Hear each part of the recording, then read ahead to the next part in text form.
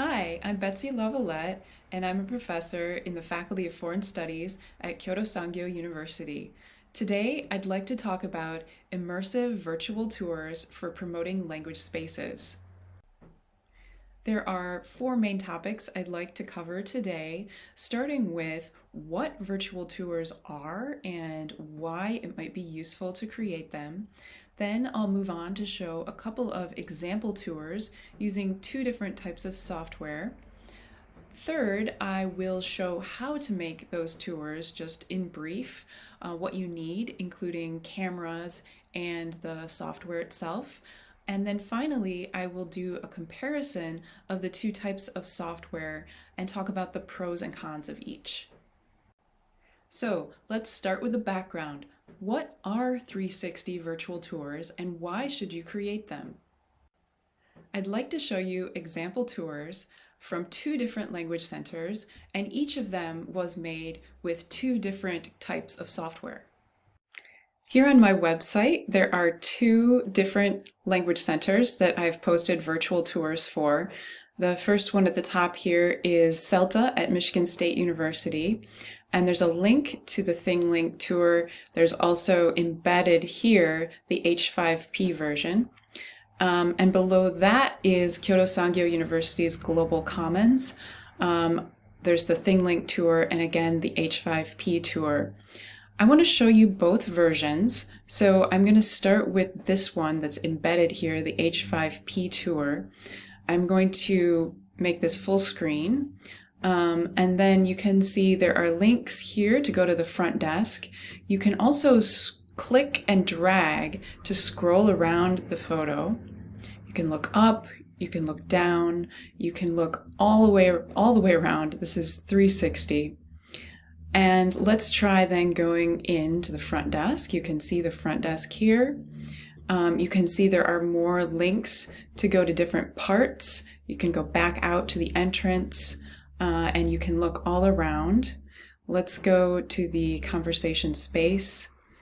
And so you can explore the entire space in this way. The same thing is true with the ThingLink tour. I'm going to click the link to go there. It's the same tour using the same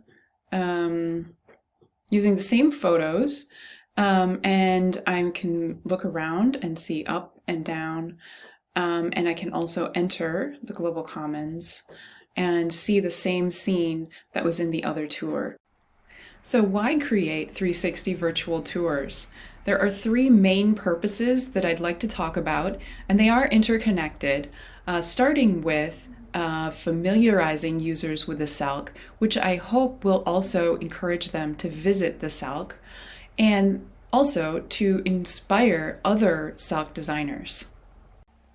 Let me start with familiarizing users with the SALC. Research has been done on this topic, and getting potential users inside the SALC is already a major hurdle. In research by Yamamoto, 11% of the students chose not to enter the SALC because they didn't feel comfortable going in, and that was even with a course requirement to go in.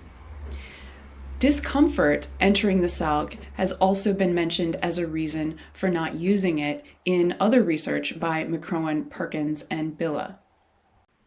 So, will 360 virtual tours encourage students to visit SALCs?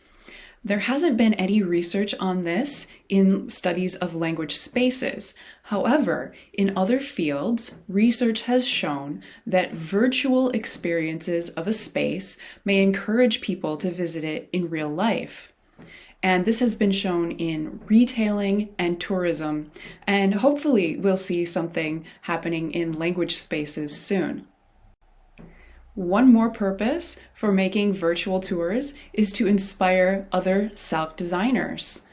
You can add your SALC to an online resource, which I will be creating in the future, and you can inspire other language space designers to make a beautiful space like yours.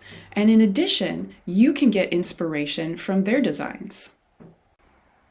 If you'd like to check out the example tours that I briefly demonstrated earlier, please check out this QR code.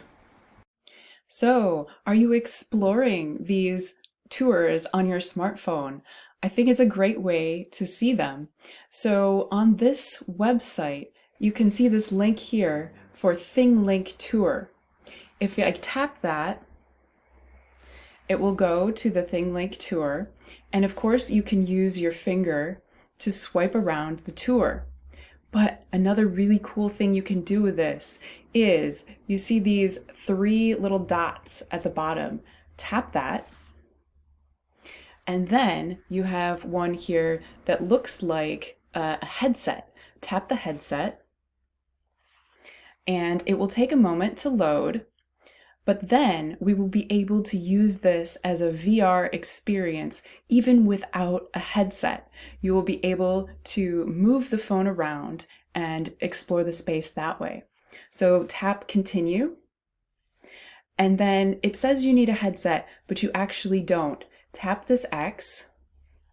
And now you can move your phone to move around the space.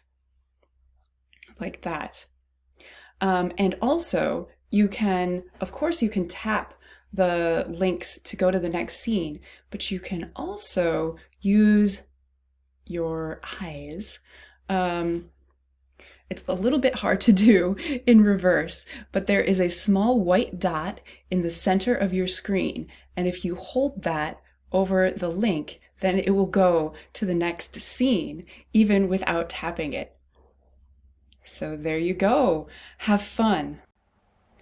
If you want to make your own 360 virtual tour, of course you absolutely need to have 360 photos.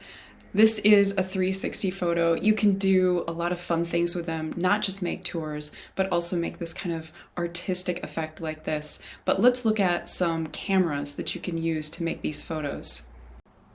There are lots of different options for cameras.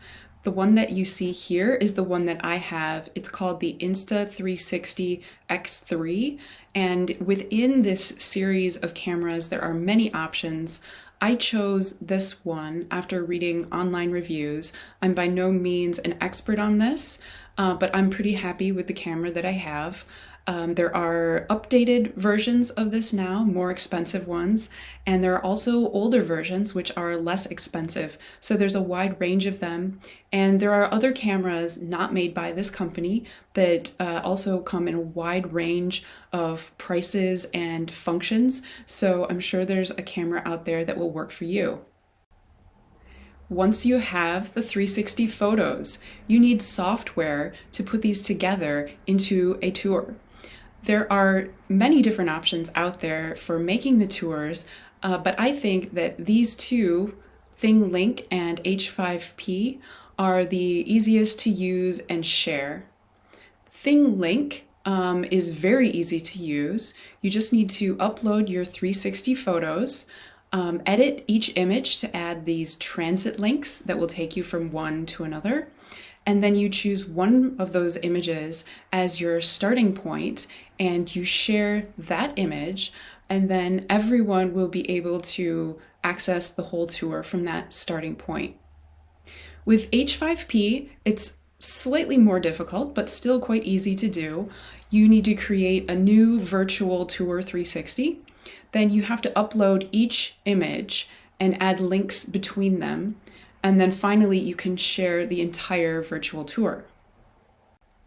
So let's compare these two kinds of software for making 360 tours. ThingLink is not free. You do have to pay a subscription fee, but as an educator, you can get a fairly reasonable cost of $60 a year. H5P is free, but you need to have a place to put it, such as your learning management system or a WordPress website that you control. If you have only your learning management system, then it might not be possible to share it broadly with the world. That's why I like having it on my own website. It's then freely available for anyone who wants to see it. For sharing, ThingLink is only via link, but H5P can be embedded or linked. For the ease of creation, I think ThingLink is very easy to use. On the other hand, H5P is relatively easy, but I think there is a bit of a learning curve with H5P itself. If you're already familiar with it, then I would say it's pretty easy. If you're not familiar with it, it might be a little bit difficult to get started. For viewing, either of these tours can be viewed on desktop or laptop with clicking and dragging, also smartphone by swiping and tapping. But as I showed you earlier, ThingLink has a really cool function where you can use it with a headset, or even without a headset, you can still move your phone around to move around the space. That can't be done with the H5P tours. Thanks for listening. My email address is here if you have questions, comments, suggestions. If you'd like me to come and take 360 photos of your space, please let me know. And finally, here are the references. Thanks again for watching.